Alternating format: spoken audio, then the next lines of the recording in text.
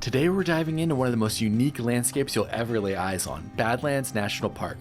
Nestled in the heart of South Dakota, this park feels like you're stepping onto an alien planet with otherworldly rock formations, rich fossil beds, and extensive wildlife.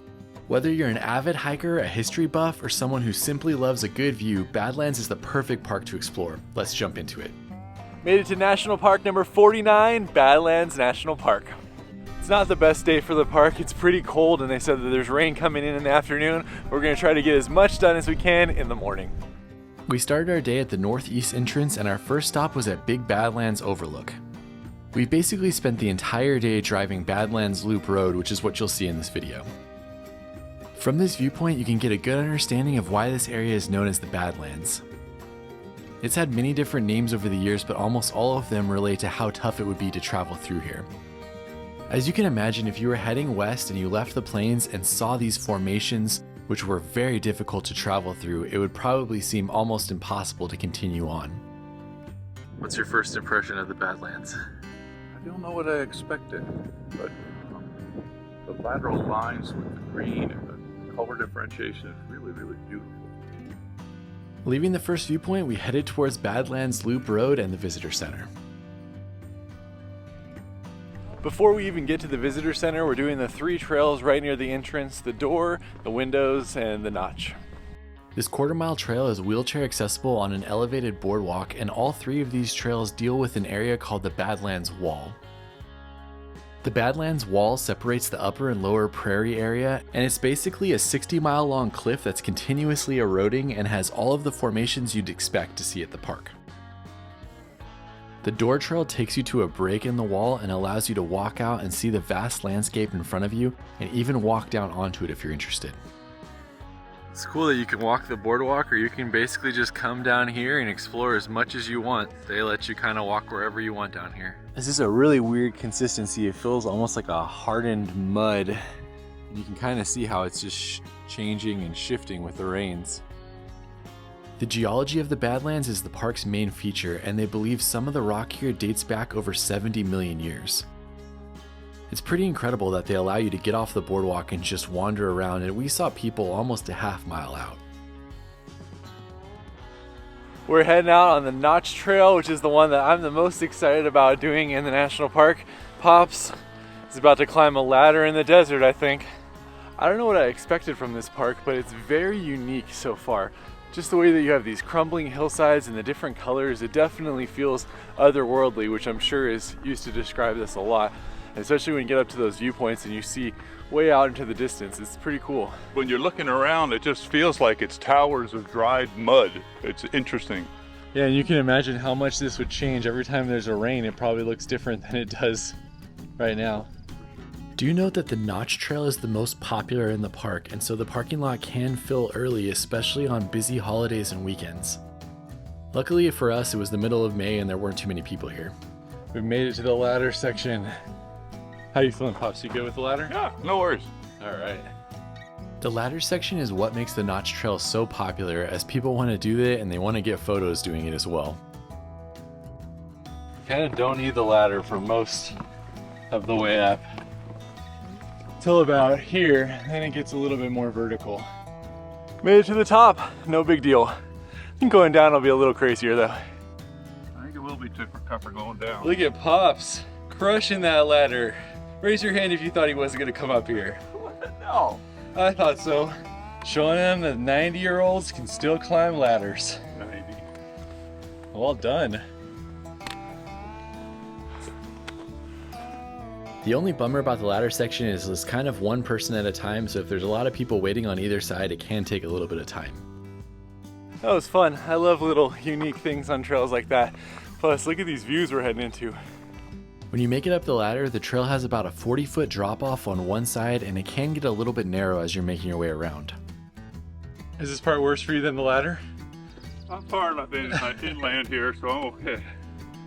I really enjoyed this section with views back towards the ladder that we had climbed up and down into the small canyon to the left, and note that it's about 1.5 miles round trip for this trail.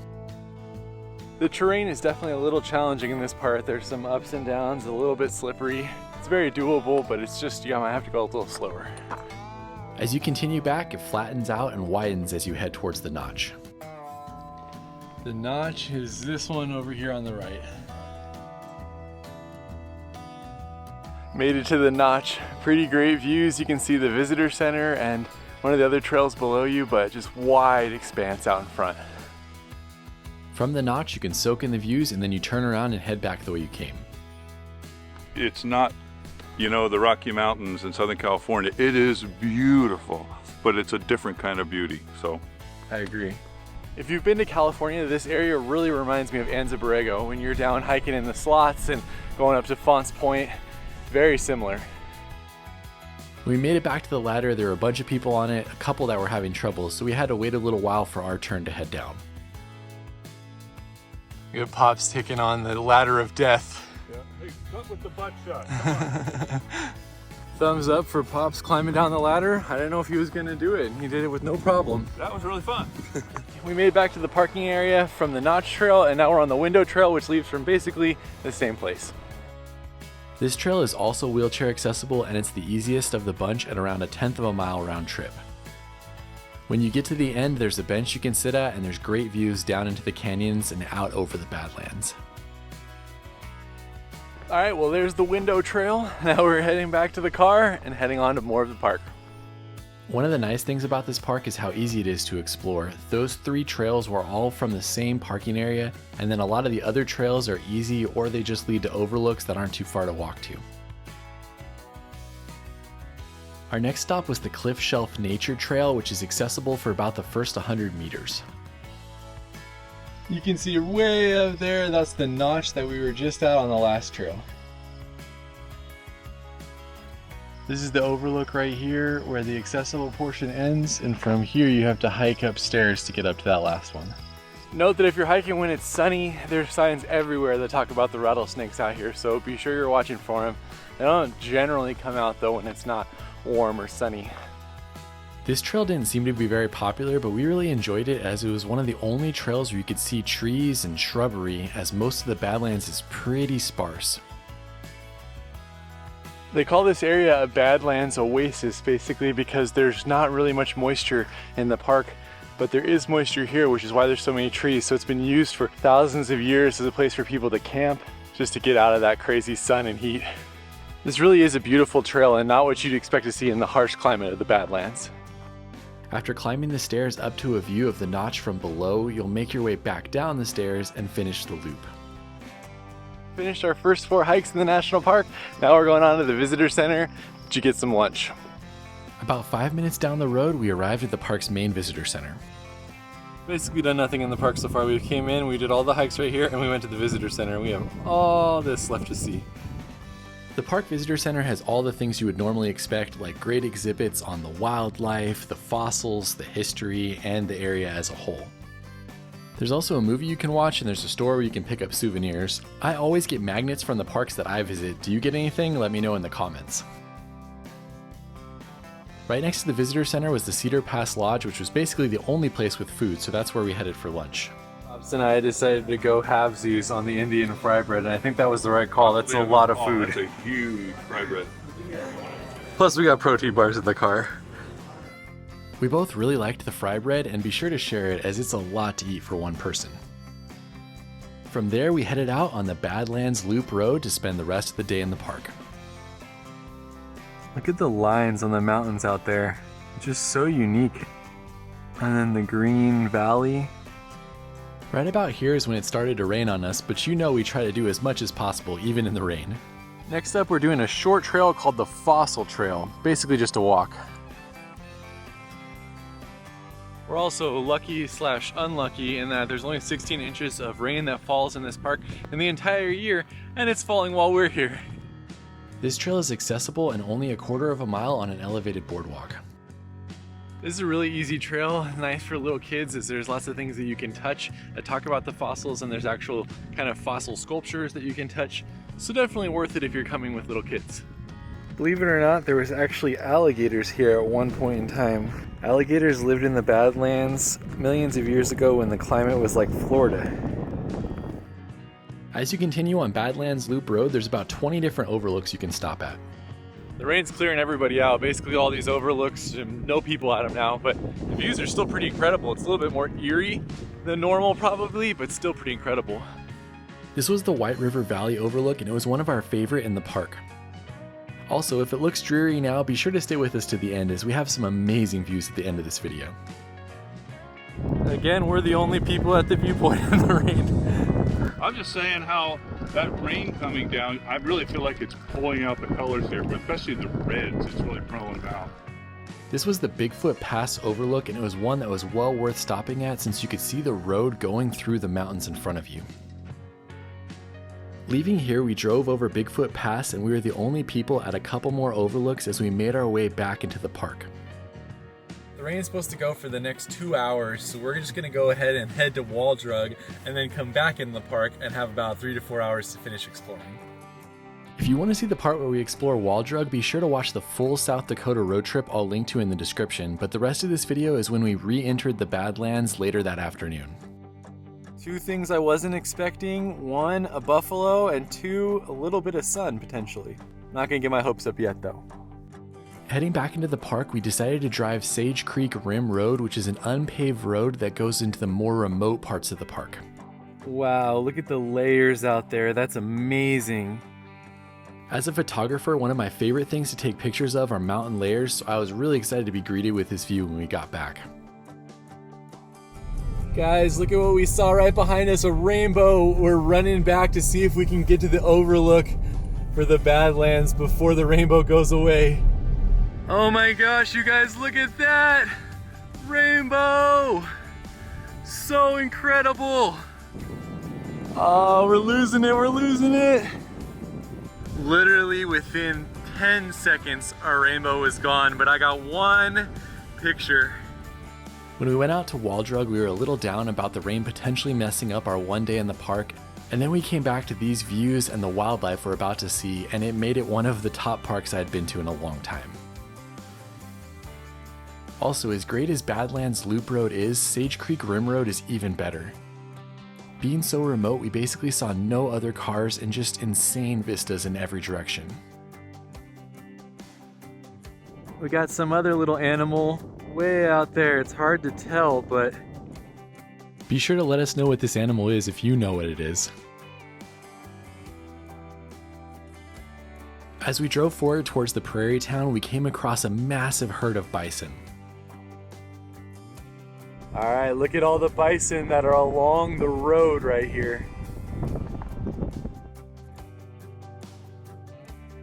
We are getting a show right now. There are so many bison over there, and there's even some on the road over there. Wow. We're in prairie dog town right now. I don't see any prairie dogs. I think the bison might have taken over. This is Robert's prairie dog town, but there's not a lot going on here right now because of the rain. Still cool to see a couple of them and all the bison. I've seen videos where there are a lot more prairie dogs, but just being able to see any here was pretty cool. Plus, the bison were so active, we saw them running around, chasing each other, and even fighting, just making for an incredible wildlife viewing experience. Oh my gosh, guys, Badlands is blowing my mind right now. Look at all of these guys. There's so many of them. Wow. We might be facing a bison jam here in a minute. Just us and the bison. We saw one car go past already, but There's got to be 200 of them out here. all right, well, it doesn't look like we're going anywhere anytime soon, so not upset about it though. We tried to count while we were sitting here waiting, and we counted into the hundreds, and that was just what we could see around us. So we've been waiting for about 15 minutes and the bison have not moved at all. So we're gonna turn around and go back the way we came, but wow, that is cool to see. We were actually hoping to continue on Sage Creek Rim Road and drive the entire thing, but because of the bison jam, we just turned around and went back the way we came. There was more activity in the prairie dog town on the way back, so that was icing on the cake. Pops and I have been trying really hard to get a prairie dog and a bison in the same shot, and we have accomplished it with this one right here. As we started to drive back, more people were entering the area, probably because the rain had ended. I'm gonna try to figure out what this thing is before I put the video up, but man, look at that. It's like a cow deer. I'm still not 100% sure what this is, but based on looking online, I think it may be a pronghorn. There were about a dozen of them on the hillside as we were driving out. Look at that bison, he's standing up at the viewpoint. He's trying to take in the view as well. This bison is right next to our road and he does not like Pops, so we are leaving. As we were heading into the park again to see a few more viewpoints, we saw a couple big horned sheep up on the hillside. They had what appeared to be tags on them, which I'm guessing is to track their population as they're moving through the park. And they were right next to the road, so we had to be really careful while we were driving. Look at all the colors on the mountains. You got the green at the bottom, and then the yellow, like a purple red, and then a white. It's beautiful. Came into the park for sunset, ended up not getting a sunset, but having an incredible wildlife experience. Came back to see the Yellow Mounds one more time. Gonna go to Pinnacles and then end this video. The Yellow Mounds Overlook is a small turnout with space for about 10 cars, and it has some of the most unique views you can see with all the colors. From there we headed over to Pinnacles Overlook, as we were told this is the best spot in the park for sunset. Of course there was no sunset for us today, but we still wanted to be able to see it. It was another amazing viewpoint in the park, and be sure to let us know if you've seen it at sunset and how it was. No sunset for us tonight, and the rain has started again, but that was an incredibly epic day in Badlands. I'm so glad we came back in. Hopefully you enjoyed going on this adventure with us, and we'll see you on the next one.